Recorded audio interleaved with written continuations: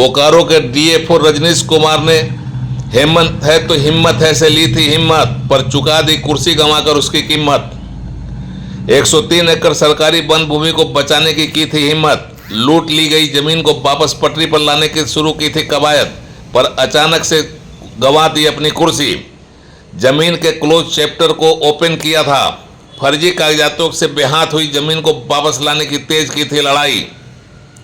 जमीन माफियाओं से लड़कर बन गए थे कई अधिकारियों की आंखों की किरकिरी। अचानक से हटा दिए गए डीएफओ, सरकारी जमीन बचाने का किया था बड़ा अपराध और इस अपराध की सजा मिली कुर्सी से हटाकर। बड़ा सवाल, क्या 103 एकड़ लूट ली गई वन भूमि फिर वापस आएगी या फिर किसी कुचक्र का हिस्सा बनकर रह जाएगी? तेतुलिया मौजा की जमीन का मामला पढ़िए पहली किस्त में। यह है बोकारो के डीएफओ रजनीश कुमार। इन्होंने इतना बड़ा अपराध किया है कि हेमंत है तो हिम्मत है का नारा बुलंद करने वाली सरकार तक घबरा गई। उसकी हिम्मत जवाब देने लगी। सरकार इस शख्स से इतनी घबरा गई कि इसके इतने बड़े अपराध को देखकर तुरंत ही गंभीर फैसला सरकार ने ले लिया। केवल सिंगल नोटिफिकेशन निकाला गया और तत्काल इन्हें डीएफओ के पोस्ट से हटाकर बोकारो को उनके आतंक से बचा लिया गया।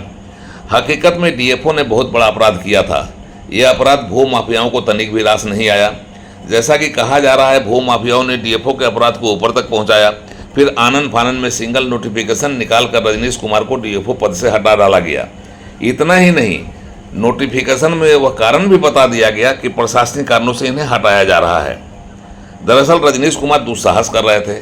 हेमंत है तो हिम्मत है, इससे प्रभावित होकर उन्होंने सोचा कि इस हिम्मत से काम करना चाहिए। उन्होंने हेमंत है तो हिम्मत है का मार्ग अपनाया और हिम्मत दिखाते हुए सरकारी जमीन बचाने और वन भूमि को लूटने से बचाने की मुहिम तेज कर दी। उनका अपराध यह था कि उन्होंने 103 एकड़ वन भूमि जिसे फर्जी दस्तावेजों के सहारे भू माफियाओं ने कब्जा लिया था, उसे मुक्त कराने और वन विभाग के पास फिर से वापस लाने का मुहिम तेज किया। सुप्रीम कोर्ट, हाई कोर्ट से होते हुए सरकारी वन भूमि का यह मामला लगभग क्लोज हो चुका था और पूर्व के अधिकारी कानून का डर, जमीन माफियाओं की दबंगई और प्रशासनिक अधिकारियों के हस्तक्षेप के बढ़ते दबाव को देखते हुए इस मामले में सरेंडर बोल चुके थे।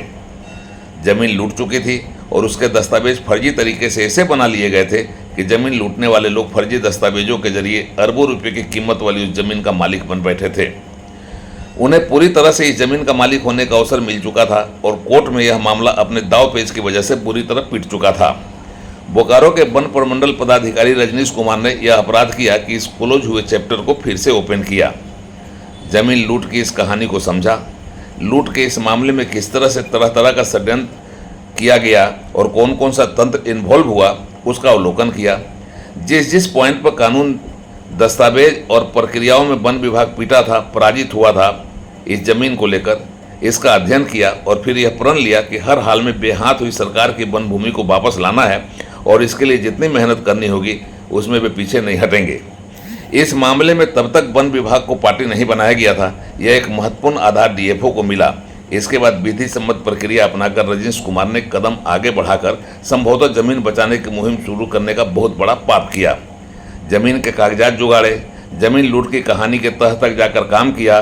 कोर्ट कचहरी से लेकर भू संपदा, वन विभाग, पश्चिम बंगाल, बिहार और झारखंड सरकार के जमीनी दस्तावेज रखने वाले विभागों को खंगाला, सारे कागजात बटोरे और 103 एकड़ वन भूमि वापस वन विभाग के पास लाने की कवायद तेज करते हुए अपना अभियान शुरू किया।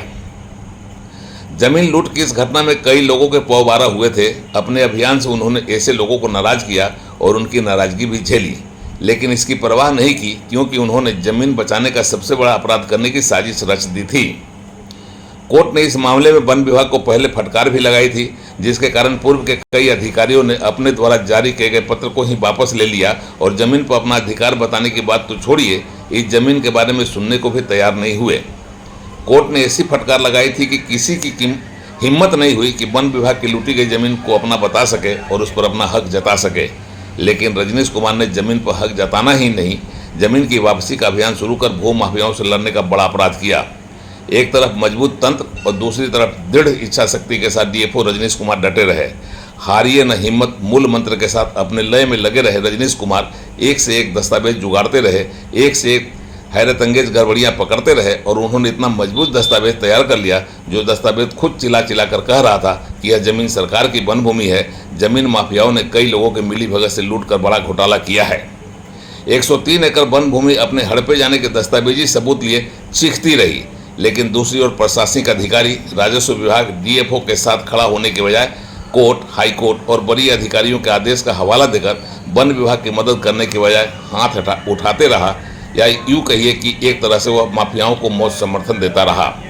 इधर वन विभाग की जमीन जो पूरी तरह से फर्जी कागजातों के जरिए कोर्ट के रास्ते से होते हुए जमीन माफियाओं तक पहुंचकर उन्हें इसका मालिक बना चुकी थी, कि असलियत की पोल पट्टी डीएफओ रजनीश कुमार खोलने में लगे रह कर चिट्ठी पर चिट्ठी लिखने का उनका सिलसिला शुरू हुआ और फर्जी कागजातों के जरिए इस खेल में शामिल रहे, या फिर मजबूरी में कोर्ट कचहरी के आदेश के बहाने जमीन लूटने वालों के साथ खड़ा रहे अधिकारियों को दस्तावेज देकर जमीन की हकीकत बताते रहे।